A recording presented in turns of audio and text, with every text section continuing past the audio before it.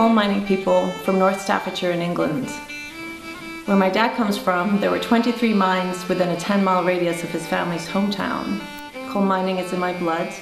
It's in my music as well. In its heyday, coal mining was the center of life in the Midlands of England. People set their watches to the mine whistles, measured their days by the sights and the sounds of the shift changes. It was hard, dirty, dangerous work done by incredibly proud men who stood by each other through thick and thin.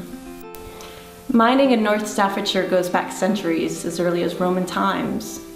But after the strike and troubles of 1979 and 1984, it disappeared forever. Preserved now only by personal recollection, a memorial off the beaten path, and in a heritage center. Empty trucks, once filled with coal, lined up like men on the dome. Will they e'er be used again, or left for scrap just like the men? It's only natural that a rich tradition of poetry, band music, and song would spring from this culture, much like it did in the Appalachians. Close the coal house door, lad. There's blood inside. The topics of these poems and songs run the gamut, from mine company injustices to disasters like the infamous mini pit explosion of 1918 that claimed 155 lives. 'Twas 6 o'clock that morning, to work they all did go, not thinking of the dangers awaiting them below. Take the story of my great-granddad.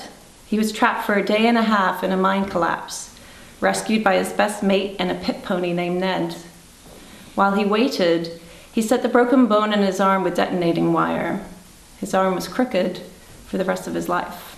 All had gone still. The dust was dense. His eyes went wide, his muscles tense. He'd known he could be there to stay. They wouldn't get him out that day. As the dust began to settle, he'd known that day would test his mettle. My Uncle Graham Caton wrote that poem. His father, my granddad, witnessed such horrors in the pits that he forbade my father or my Uncle Graham from ever going down the shaft. So the best thing for Graham was to write about it, and the best thing for me is to sing about it. You should never take a daisy down the mine. Coal miners are a superstitious lot. You'd never put shoes on the table. It's considered bad luck to cross paths with a red-headed woman on the way to the shift. And you would never take a daisy down the mine. You should never take a daisy down the mine.